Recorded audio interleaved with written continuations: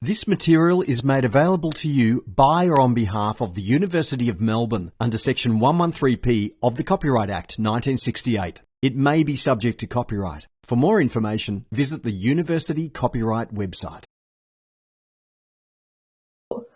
With man-made commodities, price is usually a function of demand and supply. But here we are talking about land, which is provided to us by the nature and is available in fixed supply if we consider pure land, that is the surface of the earth. So when we are thinking, it is important to think that the supply is fixed for land, and we say that the price is a function of demand and supply. So how is price going to be determined when supply is fixed? And what do we mean when we say the supply is fixed? We mean to say that land as a whole, meaning the entire land mass on this earth, can be regarded as fixed in supply. We don't have another earth available yet. We also don't have Mars accessible to us. So essentially land is fixed in supply. Unless we consider reclaimed land, which is viewed as a capital good and not as land per se, because it is very capital intensive to produce that land.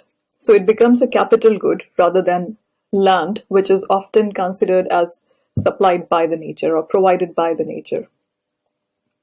So the idea of land as a whole being fixed in supply is important in all discussions of cost and value of land.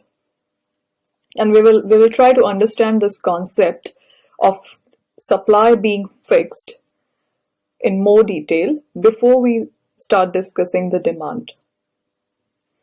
Now here I'm trying to recapture some basic concepts of market equilibrium.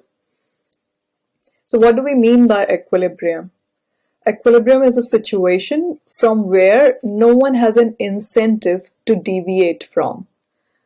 It's a situation where there are no forces or reasons for change. So when we are talking about equilibrium price, it is the price at which market clears and demand meets the supply.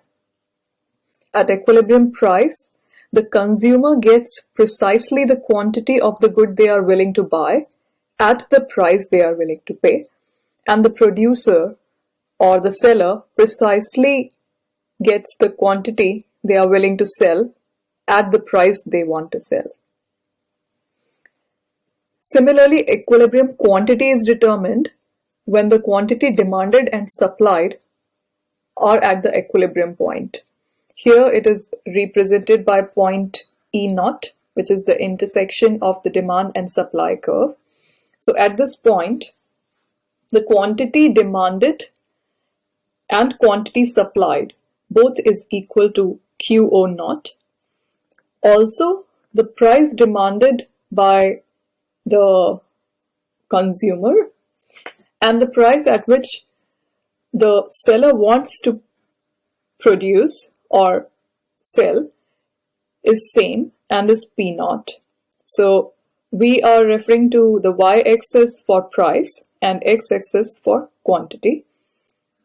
These are the basic concepts and graphs for economics, just to recapture. Now, here we are looking at three different scenarios to understand equilibrium price and quantities for normal goods which are not fixed in supply as opposed to land. So let's look at case 1, where we are talking about a good that is not fixed in supply, and we just discussed this case where demand is the gray curve D1. The demand curve is always downward sloping, which means to say that as price increase, quantity demanded reduces. The more expensive a product is, the less we want it. Opposite to this is the supply curve, which is upward sloping, which means that when prices increase, the quantity supplied increases. The more the price of a commodity, the greater benefit it generates for the supplier, and therefore the supplier wants to produce more quantity. The point of intersection of demand and supply, which is point L in this graph of case 1, is the equilibrium point where demand meets supply and the market clears. We are discussing a scenario where demand changes or increases from D1 to D. A rightward movement in demand indicates an increase in demand, because if you focus on the intersection point of demand curve D1 with supply E0 and the intersection point of demand curve D with supply, that is E1, you will realize that at point E0, the quantity demanded was Q0 at a price P0. But when the demand increases, the quantity demanded Q0 is now demanded at price P, corresponding to demand graph D rather than D1. So the price increases when the demand increases and the supply is increasing. It's not fixed, it's increasing.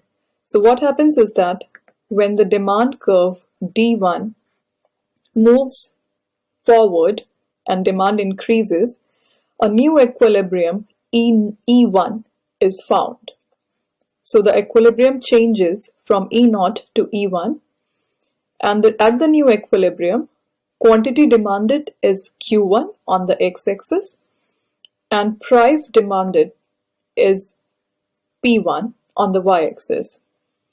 Since the demand has increased, so the equilibrium price P1 has also increased from P0 to P1, and since the demand has increased, the quantity demanded has also increased from Q0 to Q1. So the equilibrium quantity and equilibrium price for the new demand, increased demand, is greater than the equilibrium price Q0 and equilibrium price P0 for the earlier demand D1. This is a case when the supply curve is forward sloping, which means that the supply can change from Q0 to Q1. Different points on the supply curve represent different quantities corresponding to different prices. Now let's look at the case of land. When demand changes from D1 to D for land, which is fixed in supply, the supply curve is just a straight vertical line, indicating that the supply is fixed at quantity M.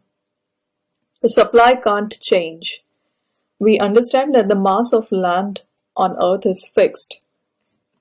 So if we assume that we have M quantity of land available on the planet, so the supply is fixed, and irrespective of the change in demand, the supply doesn't change, and therefore the price on y-axis is solely determined by the demand graph. This is to say that the equilibrium point, which in this case is L, at the intersection of demand curve D1 and supply curve, this intersection point doesn't change unless the demand curve changes. And corresponding to this intersection point, the quantity will always be fixed and the price will only change if the demand changes. There is no change in quantity, the supply is fixed, and therefore price becomes solely the function of demand. This is the case of land. Unlike other commodities where supply is flexible, and when demand changes, a new equilibrium is found for with a new quantity and a new price. And then price becomes the function of both demand and supply. But in this case, price is solely the function of demand because supply is fixed.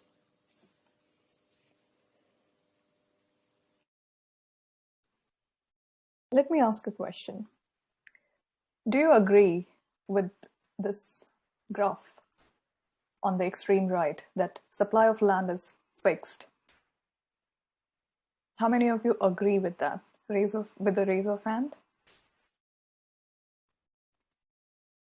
Okay. Okay. So Shengli doesn't agree with this. Government sometimes makes the arable land to be residential and commercial land. So I think in some sense it can be more. There can be more supply. Any views, Godfrey or Brian? Because you were agreeing that the supply is fixed. So how would you like to respond to Shengli's comment, which is a very genuine observation? You mean like land that is made from sand and all that, from the beach and all that? Is that what you mean when you say generating land? Land? Is that what you meant? Or No, changing use? what Shengli meant was converting agricultural land into, say, residential use and commercial use, and thus making more land available for development. Isn't it, Shengli? Yes, I mean that. And therefore, the supply of land is not fixed. It can increase or decrease. Yes, especially in Australia, there are a lot of land is free from residential or not used yet. Yeah, and this is a very important point for us to clarify, and therefore I am encouraging debate on this topic. I mean, for me, I would think that if you're looking at it from the point of view of the use of the land, then it's not fixed. But land itself is fixed because even if it's agricultural or commercial, it's still land, a piece of land that is the same dimensions. Yeah, that's what I would think. But yeah. What do you think, Shengli? And then I'll get to Lucy, who has raised her hand. Do you agree with what Brian suggested? In some extent, I don't agree because I think humans haven't yet make the most of the land. If we have already reached the limit of the land, then I think it's a fixed supply. Okay. So maybe let me ask Lucy what she has to say. Go on, Lucy. I think the land on the earth is like fixed. So no matter how much we've developed, the total supply, like say in 100 years, will be fixed. Wonderful. And Kian has something to say. Yeah. So if you're taking consideration of the total amount of usable land, it's most likely to be fixed. But I mean, there's some countries making land in the ocean, but that have not seemed to be very successful at the moment due to the cost. So I don't think that will continue. So basically, it's pretty much close to be fixed supply. But if you're talking about like each category of land, then it's not fixed. For example, if we're only considering residential land, no, it's not fixed, or we're considering agricultural land. But if we're considering land as a whole, it's fixed, I think. Any views, Shengli? Yes, I agree with Econ. Yeah? Yeah. Okay. So then let me try to confuse you a little bit more. Give me 1 second, and I want to share a post with you.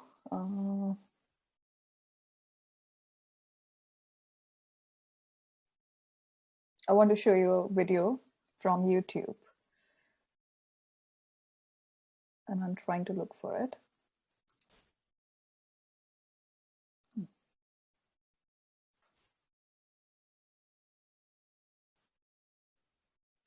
So I'll stop sharing the other video and I'll try to share this one.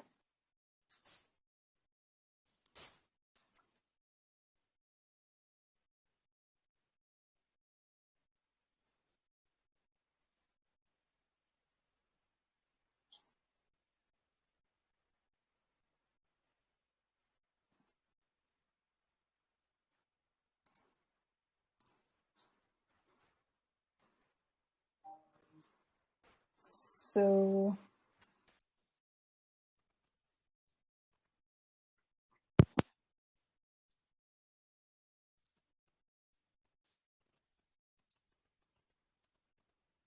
let me know if it is audible.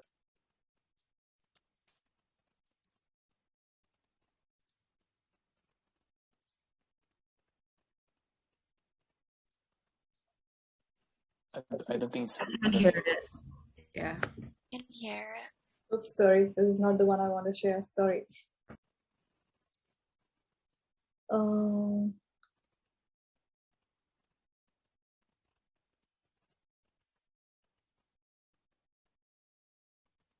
Yeah.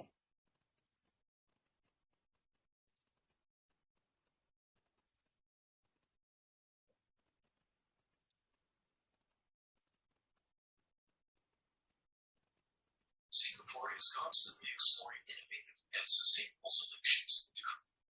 Are you able to hear it? Okay. You're hearing it from your laptop, I think. Like it's not coming through the Zoom. It's coming from the speakers then through the Zoom. Yeah. Do you know any way that it can come from the Zoom? When you click share screen, there's a toggle at the bottom that says share computer audio as well. Okay. I'm not sure about Mac, so yeah. No, there is an option, so let me try that.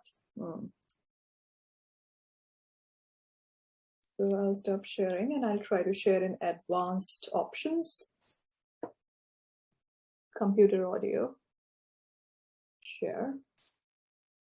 And then share screen.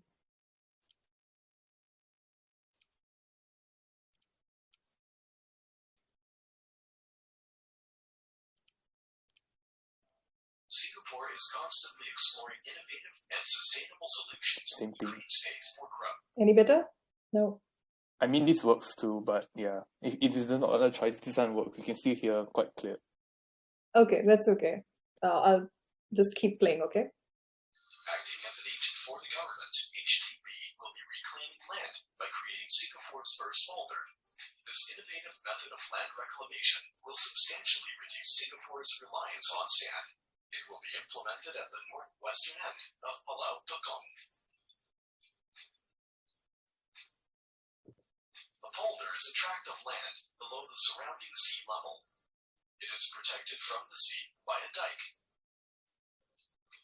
The polder development has a comprehensive water management system comprising a network of drains, a water body, and 2 pumping stations.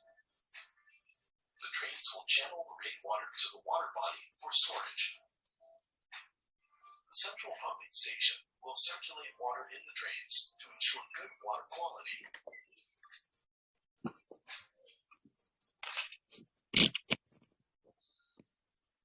To let dry, the drainage pumping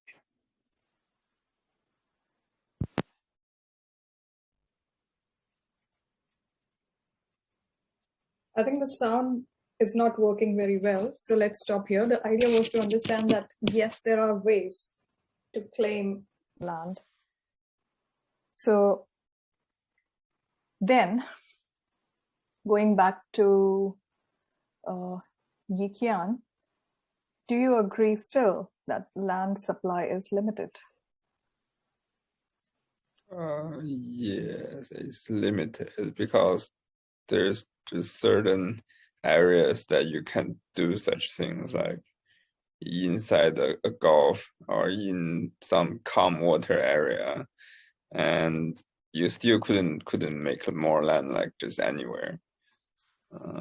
So I guess it's limited, and also like there's still problem that couldn't be solved, because I watched a documentary about what Saudi Arabia, like Dubai, did. Like there's still problems like erosion and there's just constantly sand being washed away. So they have to put constantly adding more sand onto the palm. Okay. And also like there's like all sorts of issues with that. So I think it's not sustainable just to make more land in the ocean yet. I think probably it would be solved. Yeah. So maybe we are saying that there is a lot of environmental cost, sustainability cost, as well as capital cost when it comes to land reclamation. Yeah. Okay. Yet it's addition to land mass. Yeah. So is the supply still flexible? What do you think, Brian? Because you also agree that the supply is limited. I was leaning along the lines of what Yi Kwan was saying, where you can only reclaim so much. But after thinking about it a bit, I'm thinking, doesn't the supply actually reduce if water level increases and some islands sink? Oh, so you're balancing it out. Inundation versus reclamation, it balances out, is it? I don't know. It just came to mind like Indonesia has so many islands, but now they have a lot less than they had before, right? Because some of them obviously have gone underwater. So does that count? I don't know. Okay. Anyone has anything to say? Like, are we agreeing or disagreeing that land supply is limited? Land quantity is limited. Lots of confusion, right? I agree to that statement because, well, what we have on Earth is obviously limited, but I do also understand the argument where like inundation and like, I guess global warming can impact the supply of land, but I feel like that would have minimal effect. That like, because essentially land is still limited. Like we can't really create more like substantially. Right. So let me put a conclusion to this discussion. And this is very important takeaway point. While we all understand that land can be reclaimed, but it involves a lot of capital investment, and also it has environmental and sustainability related cost, as Yi Kwan rightly said. So in the real estate context, when we use capital on a resource, and that too such large capital which is required for land reclamation, we actually call it a capital good rather than land, because we have invested a lot of capital to reclaim that land, and that becomes a capital good in itself. And therefore, we don't consider reclamation to add to the supply. We rather consider that new land created as a capital good rather than land. Theoretically, land supply is fixed, and as mentioned by Jessica, that probably inundation will have minimalistic impact unless we are talking about 1,000 years and 10,000 years. Inundation would have minimalistic impact in general. And also, to keep life simple for us, we have to make some assumptions. So we assume that the supply of land is fixed when we talk about land-related theories. Yeah.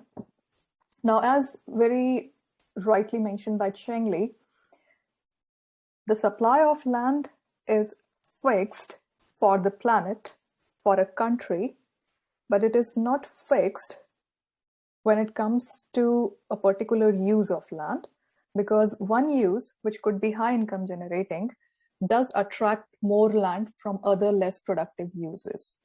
For example, if agricultural activities are less productive, then some land may get converted from agriculture to industries, and then from industrial to commercial, or as the need be for residential purposes, etc. So within a city or within a geographical boundary, where let's say that the geography of Melbourne is fixed and it has, say, 40 kilometer square area. Now this is fixed. And then within this 40 kilometer, we can keep slicing the uses differently depending on the need. Like we can give 1/4 portion to residential, 1/4 to commercial, 1/4 to agricultural, and 1/4 to industrial. As and when need for residential increases, we can draw more land from agricultural or other uses, and we can keep shifting the proportion. But the overall content or mass of land will still be fixed in the context of the city, unless the city expands boundaries. But this expansion stops somewhere. So the notion that land supply is fixed depends on what context we are talking. But usually in the context of a city, we assume that land supply is fixed because city boundaries usually don't expand that often. So we assume that land mass or land supply is fixed, but between uses, land supply can change. And that is what we want to understand more in detail in today's lecture, that what happens when the uses change, what happens to the price of land, what happens to the supply of land, and how is the price changing. Yeah. Let's move forward and listen to the lecture further. Any questions at this stage? And if your mind boggles up with some questions, then keep sharing them on the chat window.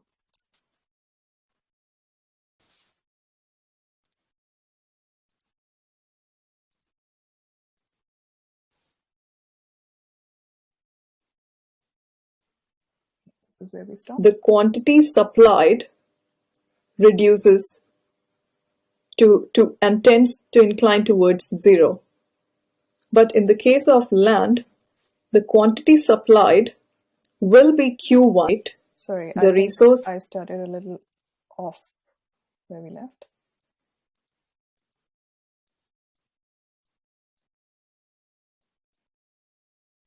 And then price becomes the function of both demand and supply.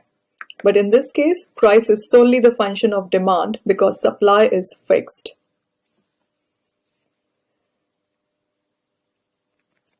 This is very important for us to remember, that the supply for land is fixed. Land is provided by the nature, and therefore the cost of production is zero.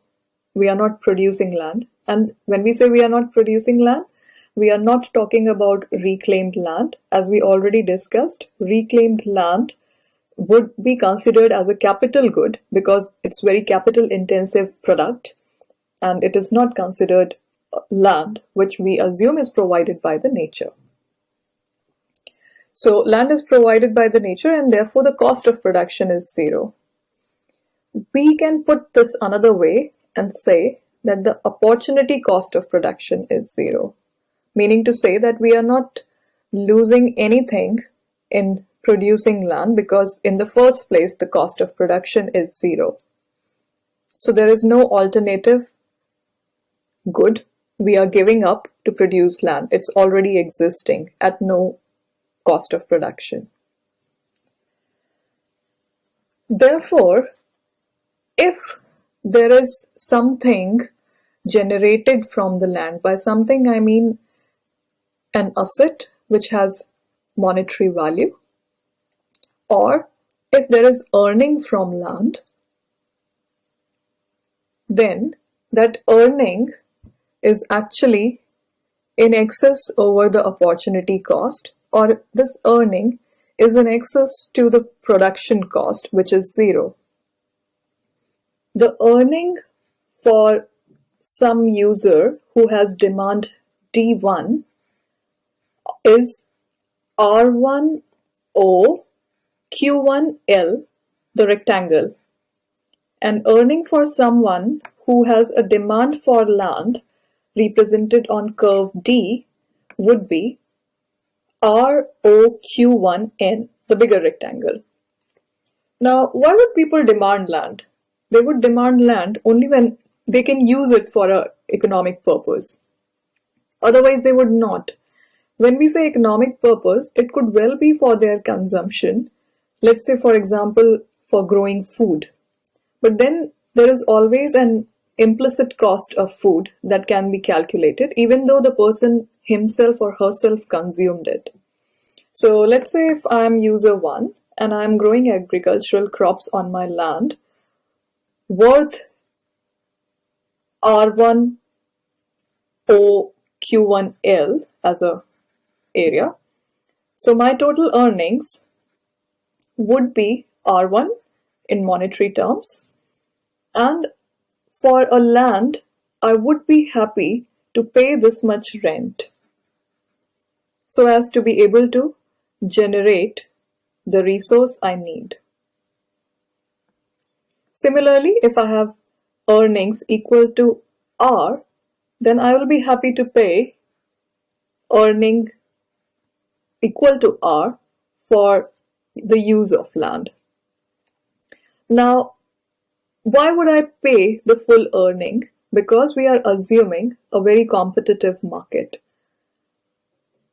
In a competitive market, the profit reduces to zero, which means that you end up paying the full profit, profit above your normal profit. Again, we will discuss normal profit in a while. So in a competitive market, there is no profit because it's a competitive market and users compete against each other and the surplus is paid as rent or additional rent. So in this case, we are assuming, and we will always assume, that the full earning would be the rent that the user would be happy to pay for the land, for the use of land. So in this case, R1 and R represent rent for user 1 and user 2, or probably for the same user if the demand changes for the user from D1 to D. If the demand changes, that means the same user is able to use land more productively and is able to generate a rent greater than R1, which is represented by R here. Now the interesting thing is that since the supply is fixed and the opportunity cost of land is zero, so even if the earning is very small and minimalistic, it is still positive. It is a positive number. Anything greater than zero is still positive. And if we translate it on the supply graph, the quantity demanded will still remain Q1, which is fixed. However, in ideal circumstances, when the price on y-axis reduces, the quantity supplied reduces and tends to incline towards zero. But in the case of land, the quantity supplied will be Q1, which is fixed, irrespective of howsoever small the earning is. And this is very important to note. Given the fixed supply of land, price is the function of demand alone, and we will keep emphasizing upon this fact. So we understood that the opportunity cost of production of land is zero, and price is solely determined by the demand alone. However, it is important to note that saying that opportunity cost of producing land is zero and that the earning of land are a surplus over opportunity cost does not mean that the payments do not have to be made for land. There is still a land rent to be charged, and land rent is a periodic payment for the hire of land, and it performs a vital function in rationing scarce supply among competing users and competing uses. To explain simply, let's take a scenario of a normal commodity which is not fixed in supply. Say, for example, bread. So the sale price of a commodity like bread would be equal to the cost of production and the profit of the firm or the manufacturer who is producing it. We are assuming normal profit here. So summing the profit and the cost of production, we get the sale price of the commodity. In case of land, similarly, the rent of land will be the cost of production of land plus earnings generated from using the land. Given that cost of production is zero, so the rent of land equates to the earnings from land. And this is what we have been talking earlier, that rent for land is equal to the earning from land. Even though the opportunity cost is zero, there has to be a rent to be paid for the use of land. Now, we talk about rent and payment of rent only when we assume that land is scarce, it's not amply available, and people need to hire land from other users. So then the concept of rent will be easy to understand. There is a landowner, and then there is another user who wants to use land, and the user will pay certain rent to the original owner to use land. And that rent in a very competitive market, or in a perfectly competitive market, would equate fully with the earnings from the land.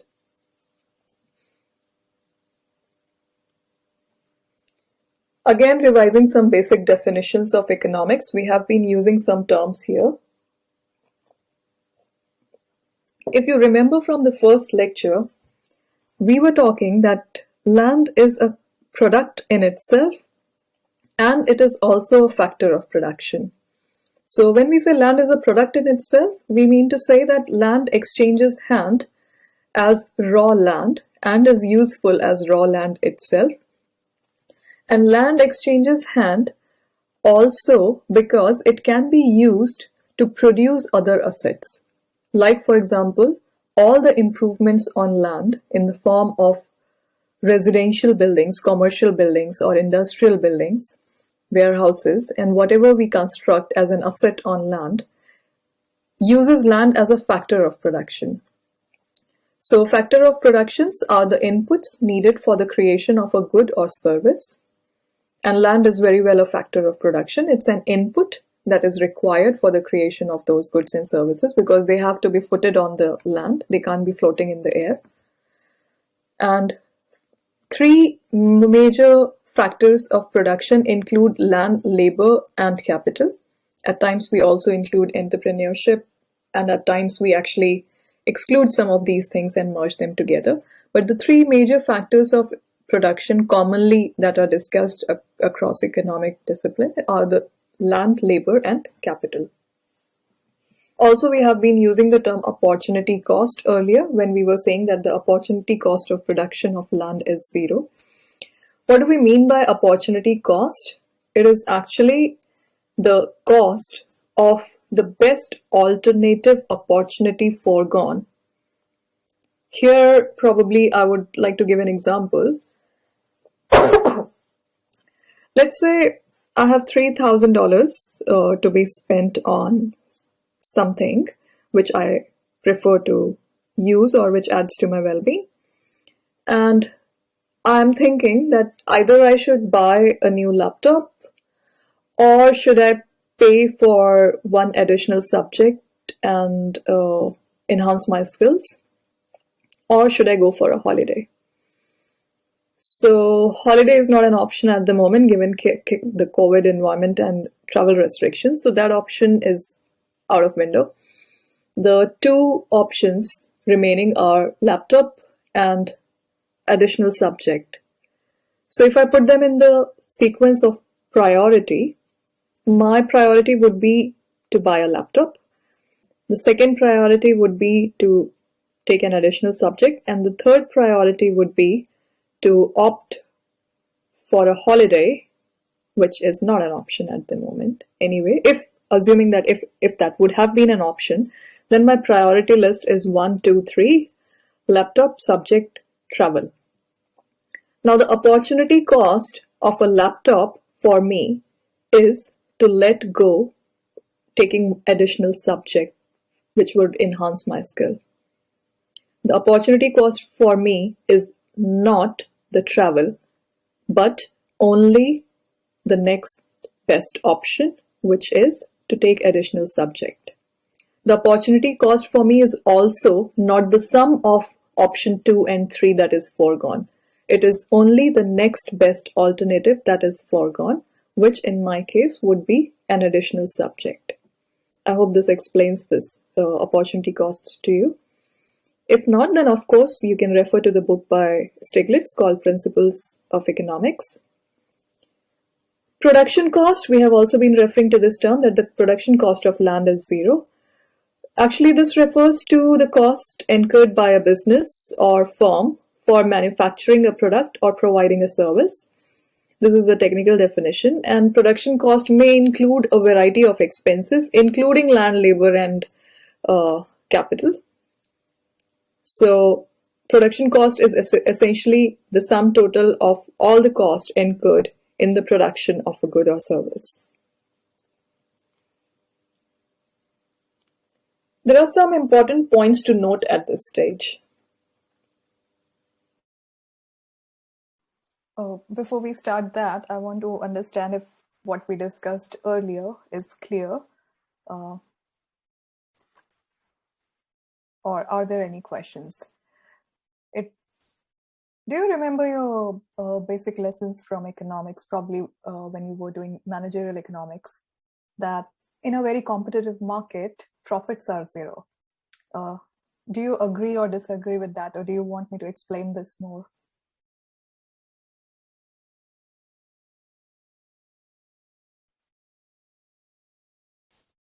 Yes, go on, Jacqueline. I have a question.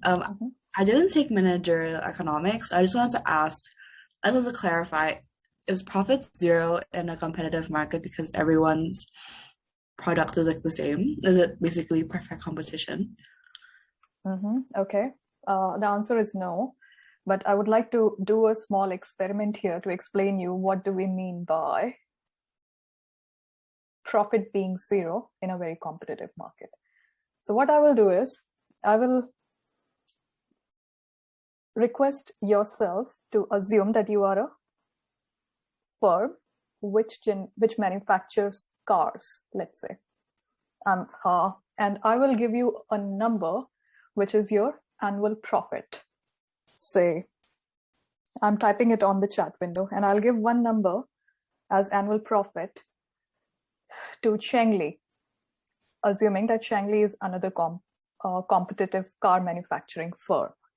So here is your profit, Jacqueline, and here is your profit, Cheng Li. Now you both know what your profits are, but no one else does, right? So now let's say I am a landowner.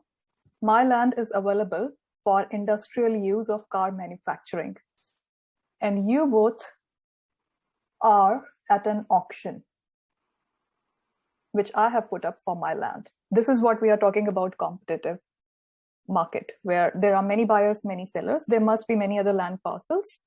Like Brian may have another land parcel available to him, yeah, and I have another land parcel, and you are the buyers of that land. Now my asking price on the day of auction is, say, $80. This is, I am revealing to the market, as we know. But what the market doesn't know is how much profit does Jacqueline has and how much profit does Cheng Li has to use to bid for land. Yeah. Now I asked Cheng Li, and you both desperately need this land because you want to expand your business. That's what firms do. They use their profit to expand their business, right? So that they can generate more and more profit. So now I asked Cheng Li and Jacqueline to bid against each other to make sure that you do get the land. And my asking price is 80. So I will ask what Jacqueline will offer me.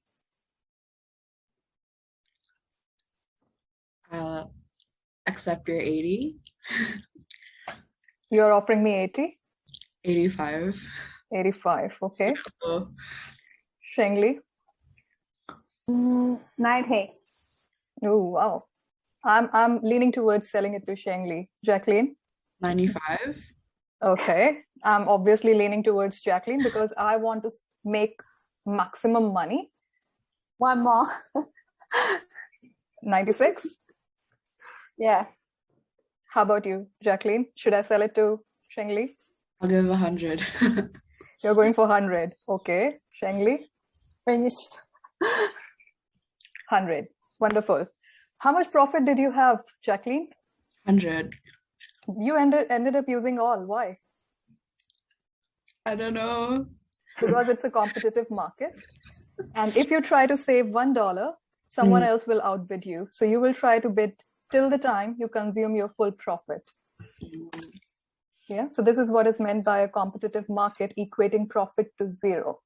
And the profit is then the rent that land attracts. The firm's profit equates the rent that land attracts. So the rent for my land becomes $100 because that is what the market is offering as equal to their profit. Yiqian has a question. Yeah. So like, yeah, but the thing is that if you have $100 profit, I don't think in a reasonable situation that you would offer 100 because then you wouldn't have any profit. And even though if you expand, then you will need to put up more effort and you need to use more time and effort in expanding, but you're not Wonderful. getting much profit. Extremely good observation. So the time and effort that is being put in setting up a business does account for cost, and those things are apportioned as normal profit. So the normal profit is called something that keeps the business afloat and that incentivizes the firm in continuing into the business. So after keeping aside normal profit, there is a term called surplus profit. So rent equals the surplus profit. So when we say cost of production, we often assume normal profit into the cost of production. So the incentive is embedded in the cost rather than so that is the surplus. normal profit that all firms need so as to keep operating, keep the business feasible for them. So what $100 profit Jacqueline and Shengli had was surplus over and above the normal profit. So now we understand that in a very competitive market or in a perfectly competitive market, firms consume all the surplus profit and that becomes the rent for land. Okay. So I actually observed a lot of Chinese companies in China. They do like this. They don't have any profit, but they still need to proceed to the projects or to the productions. Because if you don't want to go with that, other companies may get the market share and they still go ahead with that. That's really strong competition in China because there's a very large population and the competition is really intensive. Yes, wonderful. So we do see that this is a real thing, that in a really competitive market, profits will be nearly zero. So we will talk about another situation of monopoly. Now, let's say that, Jacqueline, you were the only bidder and I was the only seller. How much would you have offered me? 80. 80. Yeah. What if I asked you to give me 85? I would have tried to go to another seller and see if someone would give me 80. Wonderful. Yeah. So you will exercise, if it is a monopoly, then the prices can't be influenced by just me asking more. If there is any other seller in the market who is selling at 80, you would rather prefer that seller over me because I'm asking more. So in a monopoly, you will not pay me anything more than 80 if you are the only buyer. Remember this. Now let's move forward.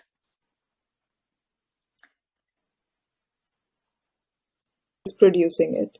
We are assuming normal profit here. So summing the profit and the cost of production, we get the sale price of the commodity. In case of land, similarly, the rent of land will be the cost of production of land plus earnings from generated. Sorry, we have already heard this. I'll go forward so that we start from where we left.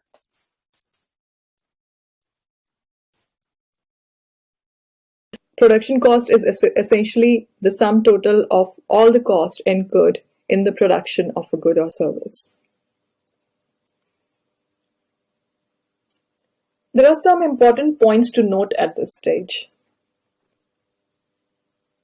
So first, we have already said that a opportunity cost of producing land is zero and that the earning of land are a surplus over opportunity cost, this does not mean that the payments do not have to be made.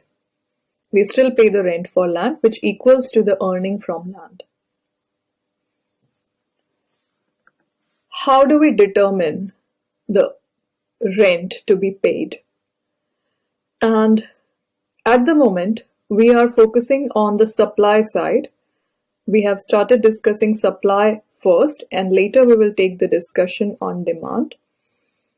So, of course, there is a discussion of supply and demand happening simultaneously here, but we will keep it simple by considering only two demand curves and looking at how supply changes, what will be the impact of supply on the rent.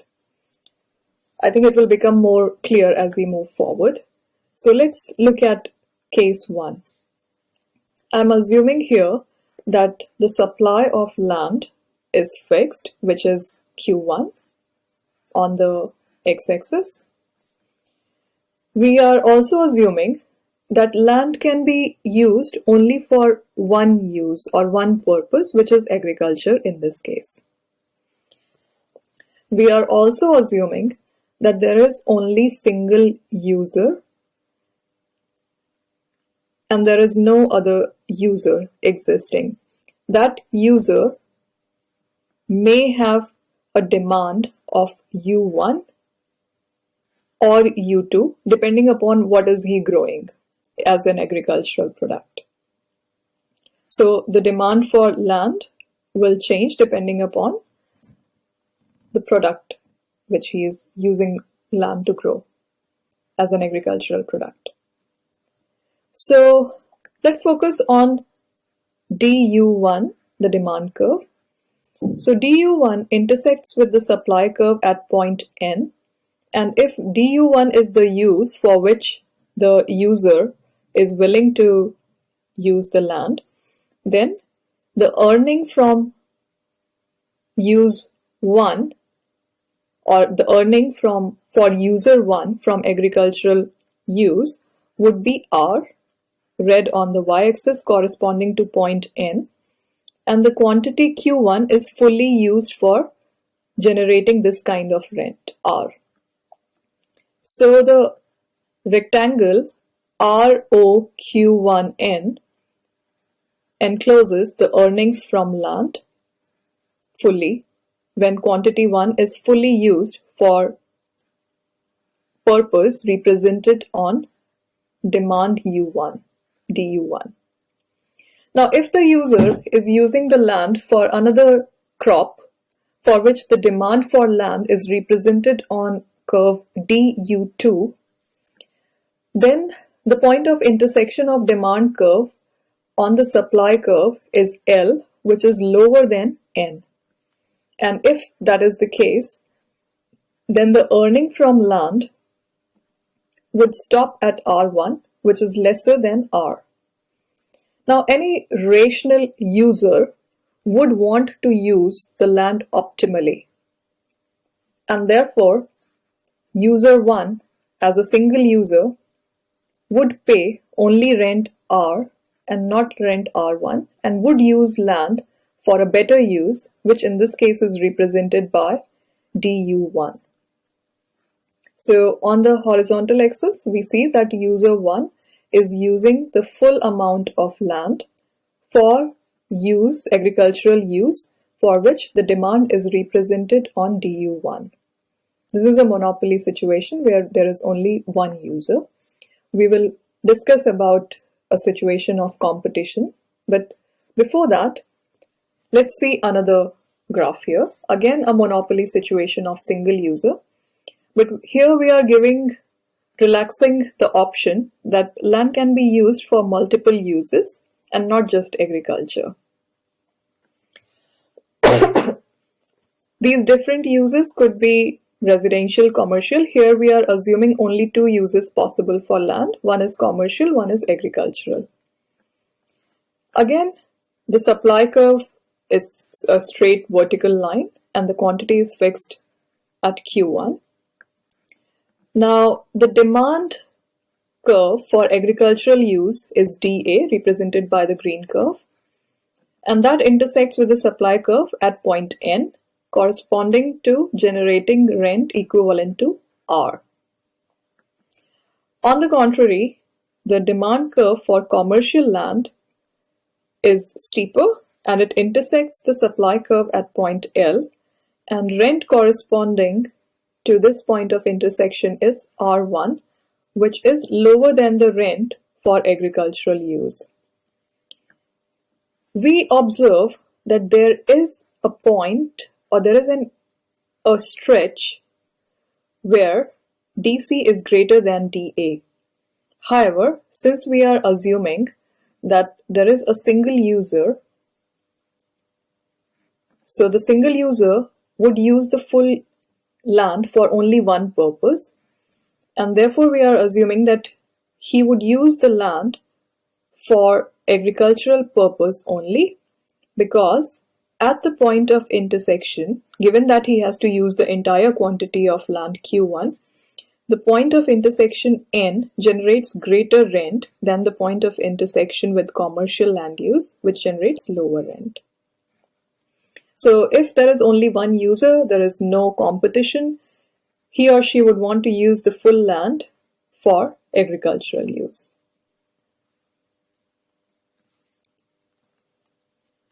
Let's see what happens if we relax the assumption of monopoly and talk about two users.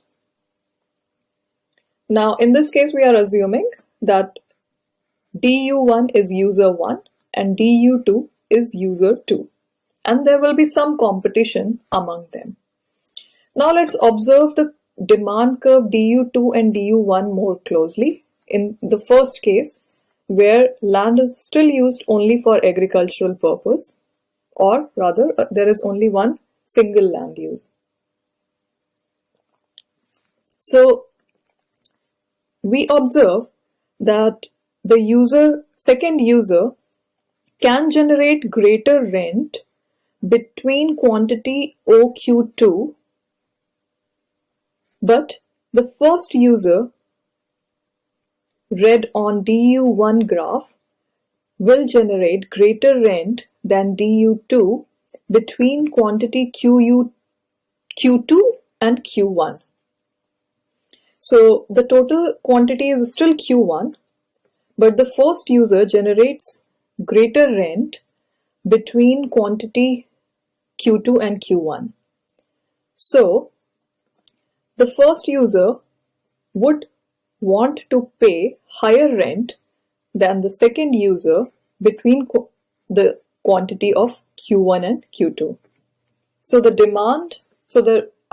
rent for land between quantity Q2 and Q1 would be determined by the demand generated by user 1. But why would user 1 pay anything more than rent R, which is the rent he would generate where his demand curve intersects with the supply curve? So, given that the demand curve for the second user is much lower, the first user would want to pay only this much, which is R. He would want to pay only this much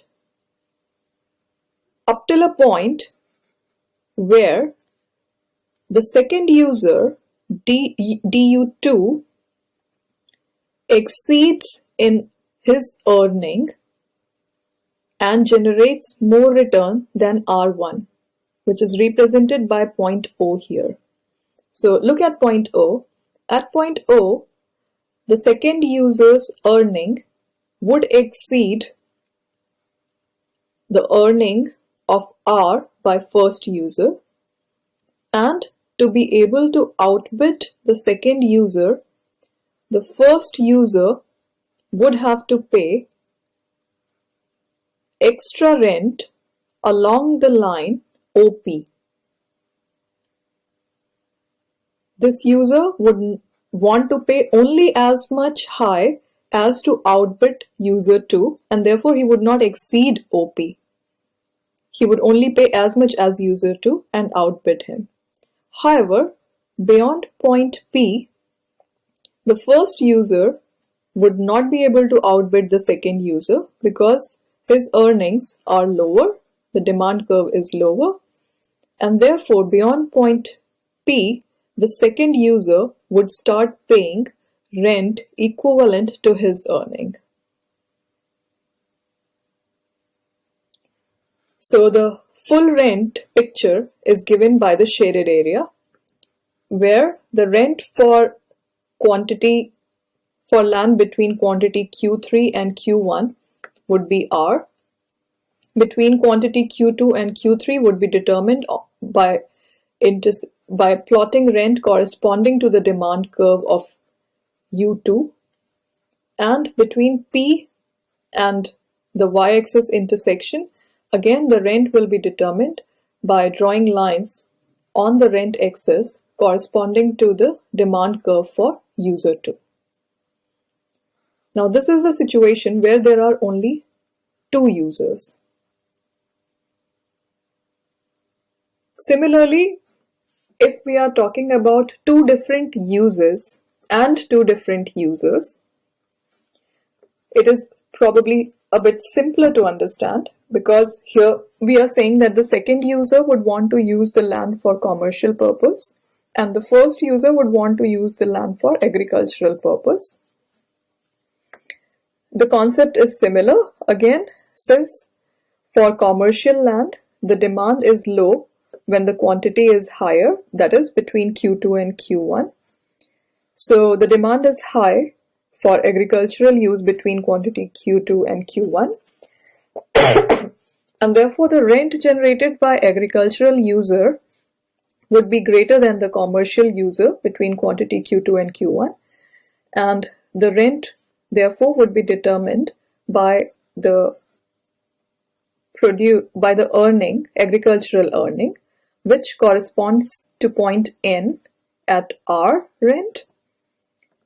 So the first user will continue paying rent R up till point O, where the rent for commercial use increases beyond this dotted black line, and to outbid the commercial user, the agriculturalist would still pay a higher rent equivalent to the commercial user, but not the total he is earning. He will still save some. And, beyond point P, the rent for agricultural user is lower, represented by dA, and therefore the rent for land will be determined by rent corresponding to demand for commercial land. So the shaded area, a combination of blue and green, would be the determinant of rent. This is how the rent graph will look like.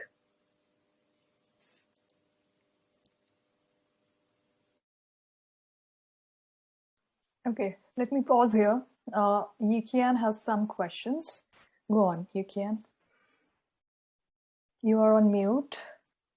Yeah, sorry. So on the left graph, why does user 1 have to pay rent N at Q1? On the other hand, which he can just pay a little bit more than L. So let's assume a situation where, say, I'm an agriculturalist who grows apples, and you are an agriculturalist in Australia who grows mangoes. So mangoes sell at a much higher price than apple. Yeah. But the demand is less. Or rather, let's keep it simple, that mangoes sell for a higher price. And therefore, you may have a higher bidding capacity for up to certain quantity of land. Because if you use too much of land, your cost of production goes up, let's say, beyond what you can afford when compared to price at which mangoes will sell.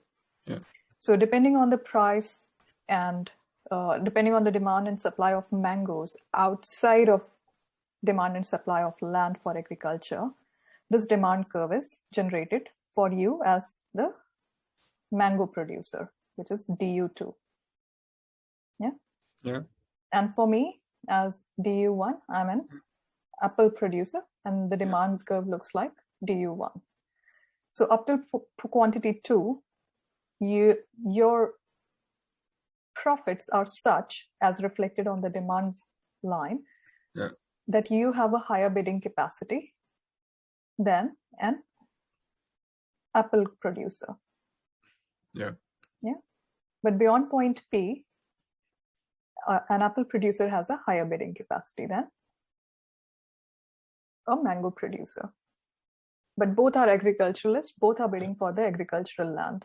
So here I'm assuming that there is only one agriculturalist, but he or she has the choice whether they would want to grow mango or whether they would want to grow apple. And accordingly, they will decide. But that decision will be influenced by how much is the stock of land available. So if there is too much land to be used, like quantity Q1, then they would want to use it for a purpose which generates maximum rent. Yes, so you're saying that Q1, that apple producer will win. But however, apple producer, you don't have to pay rent R to outbid me. You can just pay a little bit more than rent L to outbid me. That's what I was saying. So yes. So why do you have to pay rent R at Q1 when you can just pay a little bit more than rent L? So at Q1,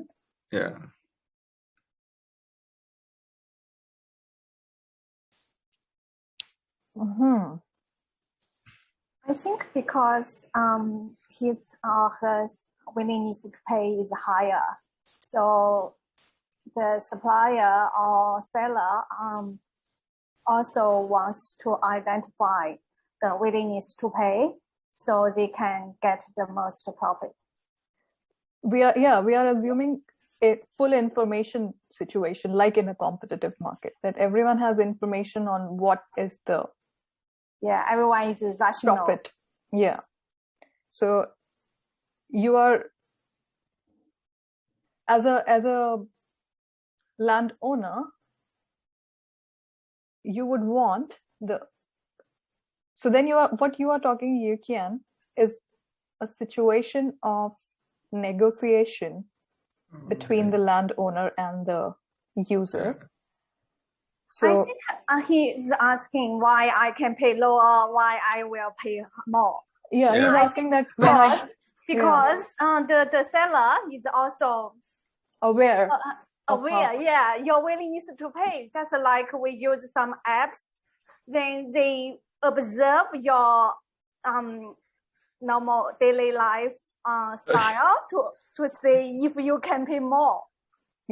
Like, for example, let's focus on the situation between Q2 and Q3, right? Here, the user is only bidding as much as is necessary to outbid the mango producer. He is not using the full profit. And even at point N, he is not using the full profit. He's just, between point ON, the profit will come from the light green line, but he will only pay N rent. So he's not using his full profit. He is using what will be the equilibrium price as an outcome of demand and supply graph intersections at point Q1. So if you see between Q3 and Q1, the demand curve DU1 is above point ON. So there is still more profit, there is still more capacity which the apple producer has to bid, but he would restrict to point N. Because that is the least that as a landowner I would expect you to pay. I mean, the next slide makes more sense as you have like more users, so that everyone beats it's really competitive, and you just fill up the triangle between P and O. Absolutely. But but if I start by discussing the outer edge, then students get confused that why is there competition? Yeah, now I kind of get it, because the landlord wants you to pay more. So yeah. Any other question? Now let me tell you that slides are the only source for this information. There is complementary discussion in the book, Harvey and Josie, but these are the slides that I have created to explain the concept, and this is the only place you will get this information. So feel free to ask as many questions, okay? So let's continue.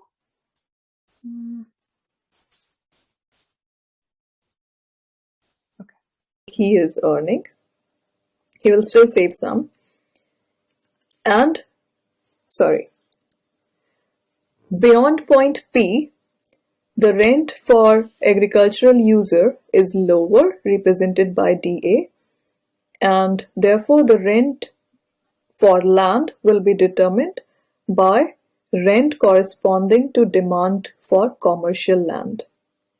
So the shaded area, a combination of blue and green, would be the determinant of rent. This is how the rent graph will look like.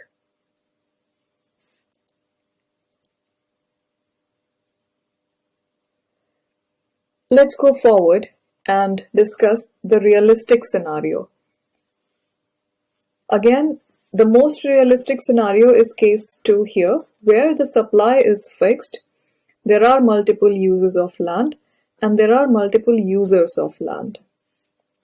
However, before we talk about the case 2, we will talk about case 1, where the supply is fixed, but we are talking about only a single use. And it is important to understand single use. We will come to it in a while, that why is it important to understand single use scenario. So again, we are assuming the single use to be agriculture. There is user 0 who doesn't generate any rent. There is user 1 who generates rent corresponding to the demand curve du1. And there is user 2 who generates rent corresponding to the demand curve du2. Now, earlier we said that there is only one user, and therefore du1 was paying rent equivalent to R for up till the point of intersection of du2 demand and Rn dotted line. Because beyond this point, the earning for du2 was higher, so du1 had to match this. But before this point of intersection, du1 was the sole user, so he was trying to save this gap between his demand curve and the corresponding earning if he was using the full land, as we see here. So there is a gap here. But if there are multiple users who are using land for the same purpose as du1 and are generating the same earning as du1, then they will be competing against each other. So for the same use, there are multiple users and they will be competing. And this is a real market scenario where the competition is perfect, and therefore each will try to outbid the other by consuming the surplus profit or earning. In doing so, in a perfect market competition, people will consume their surplus fully to outbid each other, and therefore the rent will be determined corresponding to points on the graph du1 up till point P. Beyond point P, the rent will be determined corresponding to demand curve du2, which is higher than du1 beyond point 2.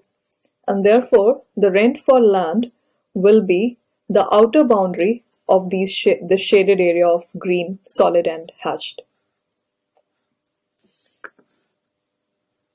Here we are saying that for the same use, land can generate different earnings for different users when used relatively intensely through investment of capital. Like for example, we were saying that DU2 is generating more earning beyond point P as compared to DU1. So probably he is using some technology, some technique, or is investing capital on land in a way that he is able to generate more earning up till quantity 2. So if we are talking about rent differences when land is used for the same use, then those differences may arise even when the land is used for the same use, because people will invest different amount of capital in land and use it in different level of intensity. And by doing so, they will generate different level of earnings. And therefore, by using this land for same use, but with different intensity, people can generate different kind of rents. So competition among users for the same use does exist in the real world.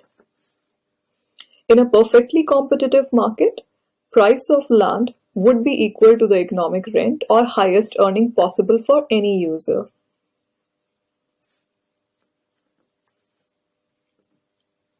Now let's move to look at the perfect market competition when there are multiple uses. Again, we are saying that the supply is fixed, and we are considering a scenario where there are 2 uses, but there are multiple users. So the demand DC represents the demand for use type 1, land use 1, maybe a cumulative demand for all users, and demand curve DA represents the cumulative demand for all users who are agriculturalists. Now what happens is that between quantity Q2 and Q1, the demand curve for agriculturalists is higher than for commercial users, and therefore the rent is determined corresponding to prices on the y-axis when read on the curve DA, starting from R and going up till, say, this point here, where P corresponds to y-axis. Beyond point P, the rent will be determined by the commercial users who are competing against each other and therefore paying every penny they are earning in paying for the rent. So in this case, land can generate different earnings from different uses, say agriculture, residential or commercial. And in a perfectly competitive market, price of land would be equal to the economic rent or highest earnings generated by the highest and best use possible. Here, the point of intersection P is the point where the use of land changes. Now, how do you relate it to the real life scenario? We understand that planners do zoning, and when doing so, they have to determine that how much quantity of land should be allocated for what kind of use. So we know here that if we know the demand curve for different uses, we would understand that what quantity of land would be demanded for a particular kind of use. So here OQ2 is the quantity demanded for commercial use, and between Q2 and Q1 is the quantity demanded for agricultural use. Now the interesting thing to note here is that even though the supply of land is fixed, existence of different uses and different users implies that the supply of land can never be regarded as fixed from the viewpoint of any one use. So here we can always interchange or we can always borrow more from one use type and give to the other use type.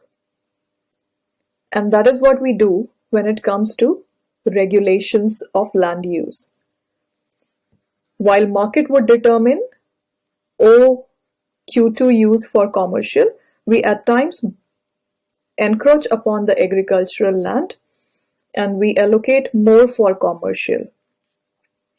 That means that there is a possibility to interchange the supply, or there is flexibility of supply within uses while the total supply is fixed. It's like cutting a cake in equal pieces.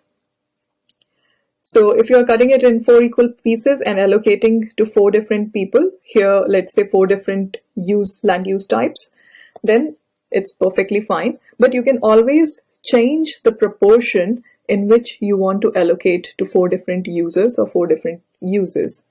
However, you cannot change the size of the cake. You can only change the proportion in which you will allocate or supply to different users or consumers.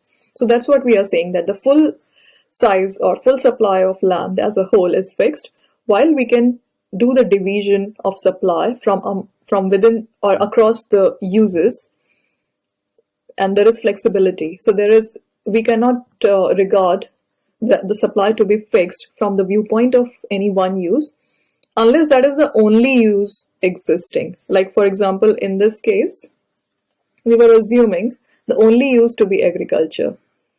So while there are different uses, but the use type is same, so there is no flexibility. All land has to be used for agriculture. But here we are talking about 2 different use types and having the flexibility and opportunity to change the supply or quantity of land supplied for different uses. So we are saying that additional supplies can always be bid from other uses if the proposed new use has a higher value than the existing use. In this case, if the demand curve for commercial would have been higher to a certain extent, then it would have been economically beneficial to allocate additional land for commercial use.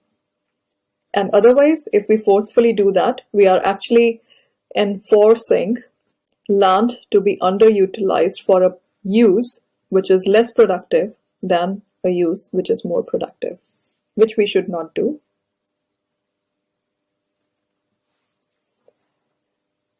Now, up till this point, we were actually discussing about the supply side of land.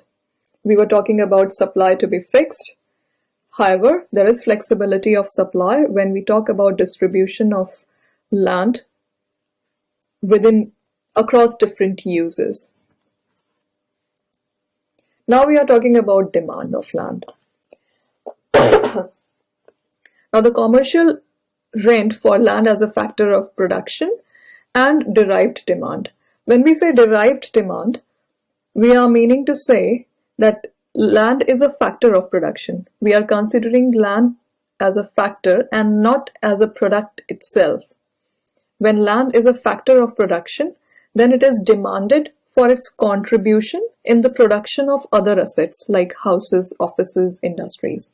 And therefore, the demand for these other assets would indirectly create demand for land, and therefore it is called the derived demand, which is derived from the demand of the products which are produced by using land.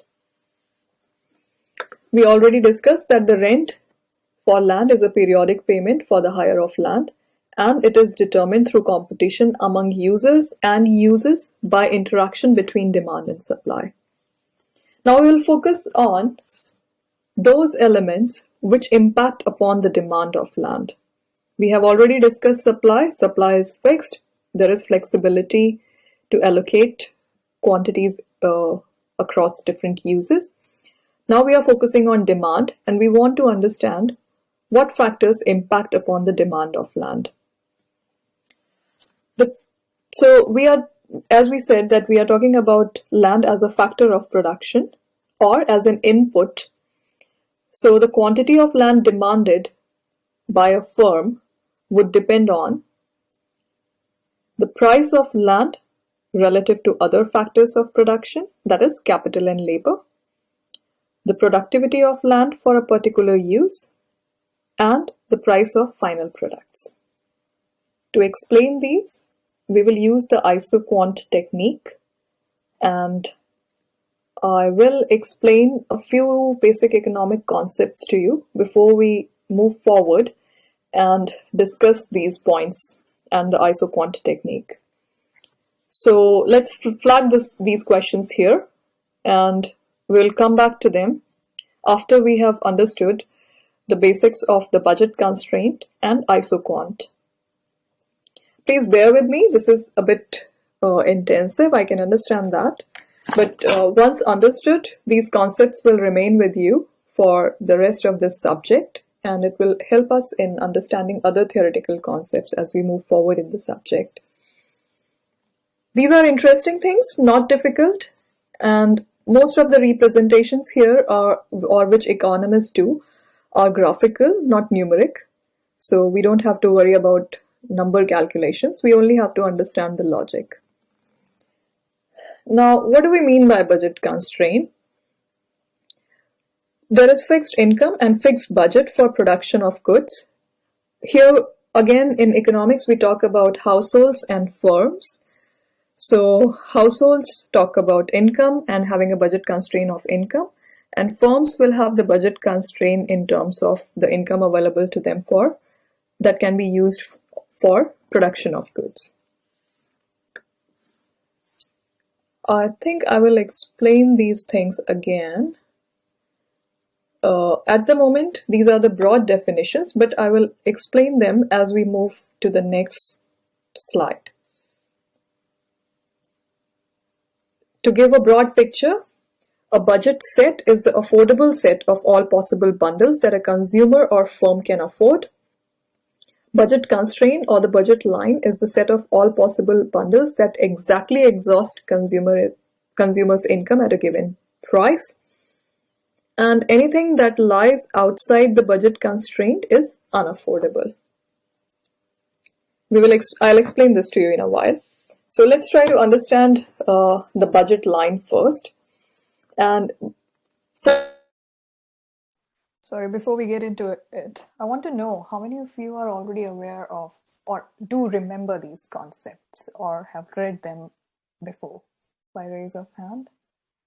Brian is nodding yes. Jessica is clapping. I'm happy. That's it. Yes, sorry. Okay, okay, I was happy. Yiqian has read these concepts, and I know that Jacqueline hasn't. She already expressed at the start. So for those who haven't read these concepts, I have already uploaded basic chapters from the book Principles of Economics under Readings Online. So I'll strongly recommend that you give a read to those chapters and don't get too worried about the calculations if the book is talking so. Although it's a very simple book, it uses simple examples to explain day-to-day life decision making by households and by firms.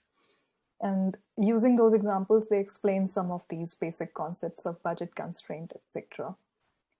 So please read that. And I did not want to fully rely on presumption that you have already read that, and therefore I'm covering those topics briefly in this lecture. But I'm still assuming that you are familiar with the terminology demand, supply, budget, income, etc. Yeah? So I'll play this. First, we will make an assumption that a consumer, a person like you and me, has a fixed income, say B, dollar B. And there are two goods that the consumer can buy, good X1 and good X2. Also, let's assume that the price for X1 is P1 per unit and the price for X2 is P2 per unit. So the budget constraint would mean that the total budget, if I'm not saving anything, we are assuming that there is no saving. So the total budget would allow the person to use X1 quantity at price P1 and X2 quantity at price P2, and the sum of the two should not exceed the budget. Otherwise, it is unaffordable. It should also not be lower than the budget, because then you are underutilizing your income because you can't save. There is no incentive saving. That's the assumption. So you should use the budget fully. So you can distribute this budget between two goods which are valued at price P1 per unit and price P2 per unit. If represented graphically, the budget line would look like this, where we are representing quantity of good X2 on the y-axis and quantity of good X1 on the x-axis. So this is the budget line, which is represented by this equation here. What would be the slope of this budget line? We know that the slope is rise upon run, or y-axis upon x-axis. So the rise, or the vertical intercept in this case, which will be somewhere here at point here. So I think I should move the points to make it easier for you to understand. Let's say this is X2 and this point here is X1. It's easier this way. So yeah, so the slope will be rise upon run, which is OX2 upon OX1. Now what is OX2 here? The quantity of good 2. Now how will you determine the quantity of good 2, the maximum quantity of good 2 that you can consume? That is, when the quantity of good 1 is 0, the quantity of good 2 that you can consume will be determined by this equation. So if X1 is 0, then the quantity of X2 would be total budget divided by the price of good 2. Therefore, OX2, or the y-intercept, would be budget B divided by the price of good 2. Similarly, if you are not consuming any quantity of good X2, then you are consuming fully X1, or you are consuming your budget fully for X1. So how much amount of, or how much quantity of X1 can you buy? That will be determined by the total budget divided by the price of commodity 1. So if we have to derive the slope of this line, we will divide OX2 by OX1, which is B by P2 divided by B by P1, and we get the ratio of price of commodity 1 to price of commodity 2. So the slope of budget line is the relative price of good 1 to good 2. This is simple. Now let's get back to the things which we were talking earlier about budget set. Now this is the vertical intercept, this is the horizontal intercept, this is the budget line, this is the slope. Any expenditure within this line is possible and affordable, and this is called your budget set. Any expenditure outside the budget line is unaffordable, and you don't have enough income to spend like this. On the budget line, all combinations fully exhaust your income. And this is what you should be spending when there is no incentive saving. So the best and most efficient would be to be on the budget line. Within the budget line, you are underutilizing your income, and outside the budget line, you can't afford. So the best you can do is be on budget line. Now you can have different combinations of quantities of good 1 and good 2 by being on the budget line, and the extreme combinations are point x2 and point x1, where you consume your budget fully in consuming quantities of good x2, and you consume your budget fully in consuming quantities of good x1. There is a small typo here which I'll correct, going so that you have perfect slides when you are reading and you are not confused. I know this sounds very boring, but it's a very simple concept. And let's take a small example here. Let's say you have a budget of $20 and the interest rate of saving that is 0, like it is at the moment. Yeah, so there is no incentive saving that, and you want to consume it. Now, in $20, if the price of burger is $2 per burger, how many burgers can you eat or buy? 10? Now, if the price of pizza is $5, how many pizza can you buy in $20? 4. Yeah. Now, let's say you want to eat both.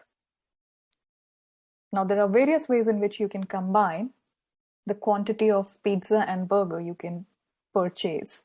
One would, it's obviously based on your demand, how much, and your preference, how much of pizza and burger would you want to buy. But what budget line represents is the possible set of combinations within that budget that you can buy.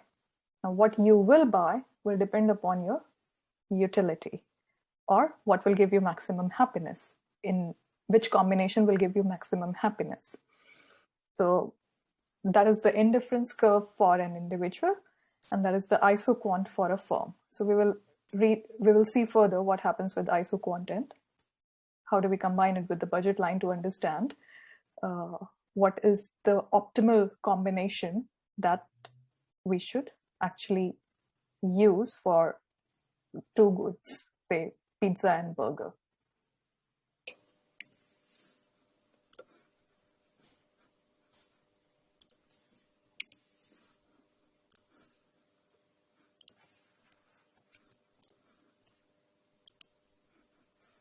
Okay, there we go. So we understand that the optimal utilization of budget would be to consume quantities while being on the budget line.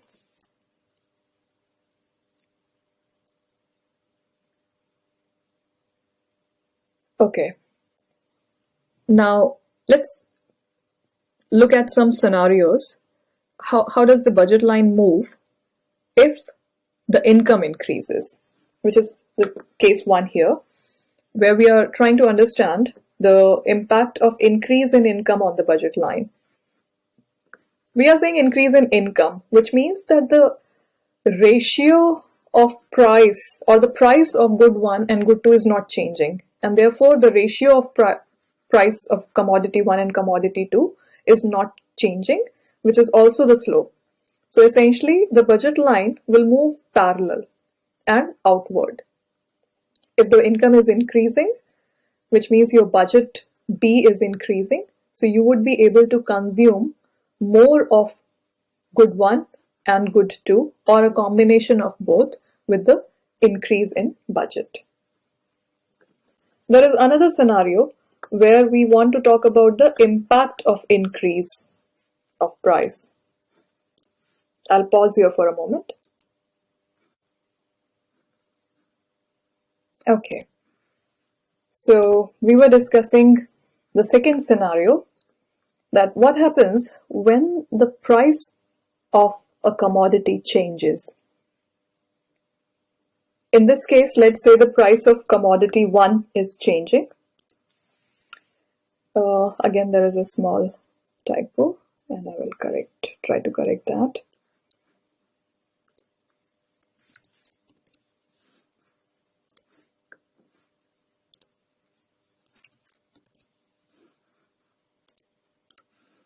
So we are saying that the price P1 changes from P1 to P1 new, and P1 new is greater than P1. So the price of commodity 1 is increasing from P1 to P1 new.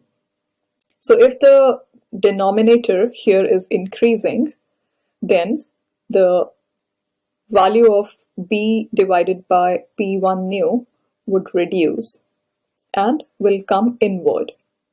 So the quantity of good 1 that a person can buy at the new price would be less than as compared to when the price was lower.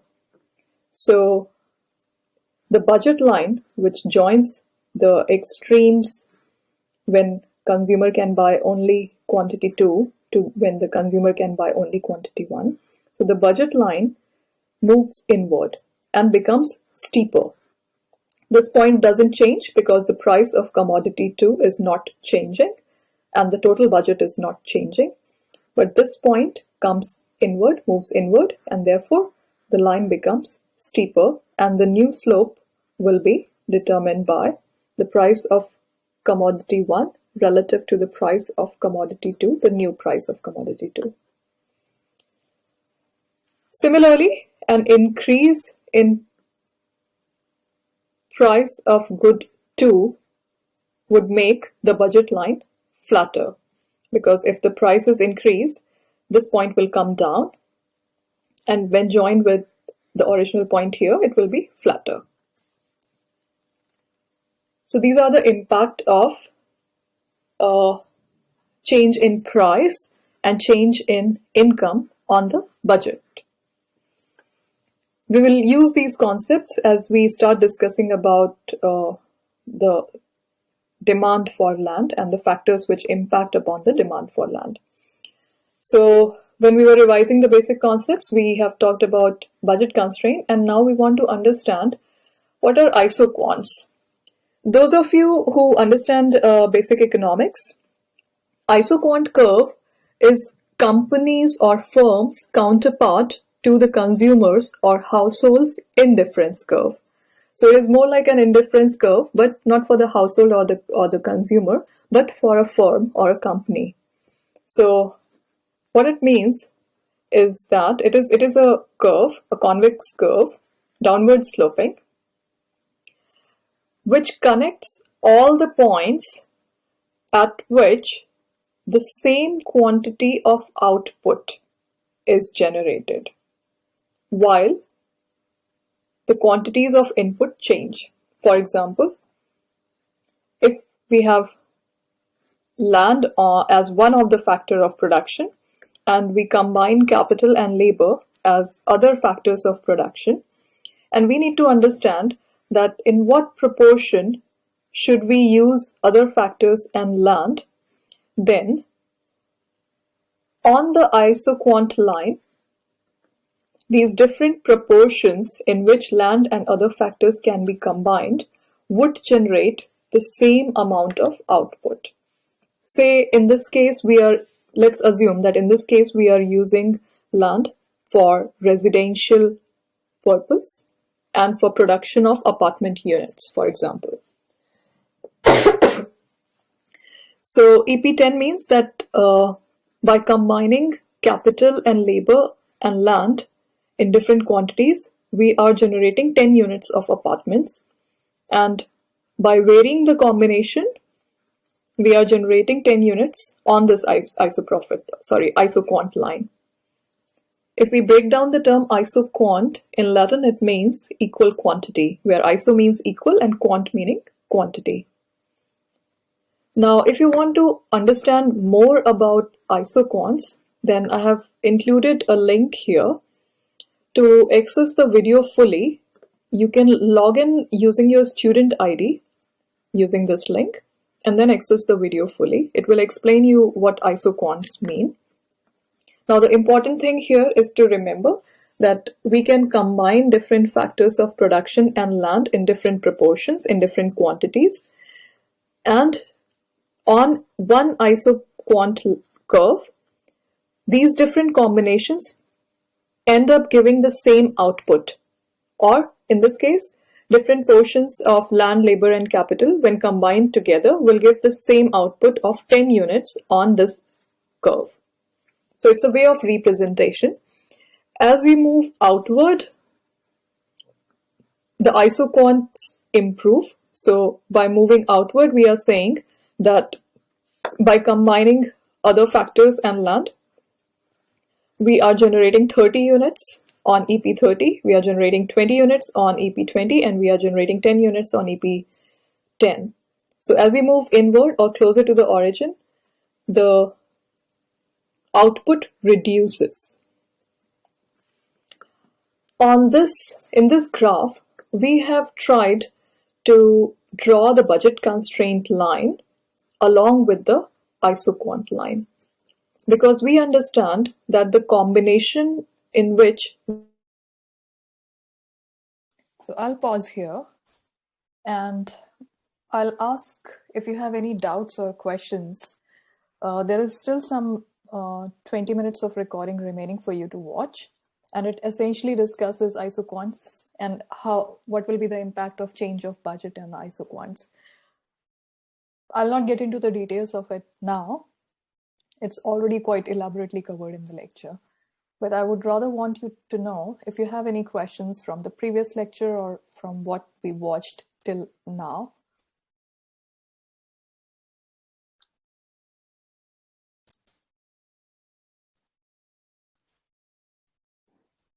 So today we also will meet again during tutorial, and we will talk about characteristics of land and real estate in more detail. Like, for example, we say it gives the landowner the power of monopoly. We say the supply is fixed and land is inelastic to price. So we also, there is one more characteristic that we will discuss. We say that real estate is durable. What do we mean by all this? How does it impact upon the real estate market? And how does it make real estate different from, at times, other financial assets? So this is what we will discuss in the tutorial. And I will emphasize again that from the first lecture, the two sections that are important from assessment point of view are the characteristics of real estate, which we will discuss in greater length in the tutorial, and also the role of institutions in the property market. And the part which is very boring, which you are listening to now, will be useful once we start talking about theories of land, especially the bid rent theory, which tells us why the pattern of land value and land use that we see in the city, why is that pattern emerging? It's an output of market competition and negotiations and discussions, but there are theories that explain it. So it will be easy to understand those theories if we have these concepts in place. That how do firms behave? How do households behave? What are they trying to maximize? So Jacqueline, just to give you a very broad picture, in economics, we assume there are households or individuals like you and me, and then there are firms which are, producing goods which consumers want to consume.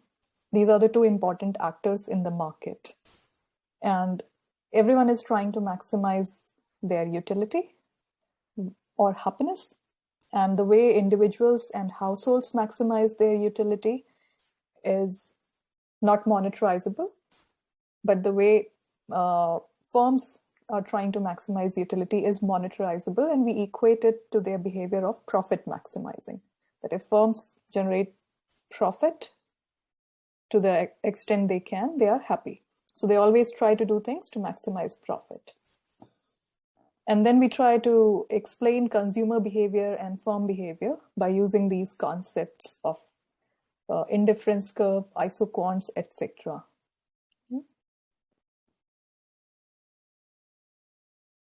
So I'll stop talking here. If you have questions, please feel free to ask now or later. Send me an email, type over Microsoft Teams or whatever is more convenient for you. And we will meet again in the next lecture. I'm staying back for another couple of minutes if you want to discuss something. And otherwise, I'll let you go. See you next week. All right. Thank you. Bye-bye. Thank you. Thank you very much. See you Thank later. you. See you. Thank you.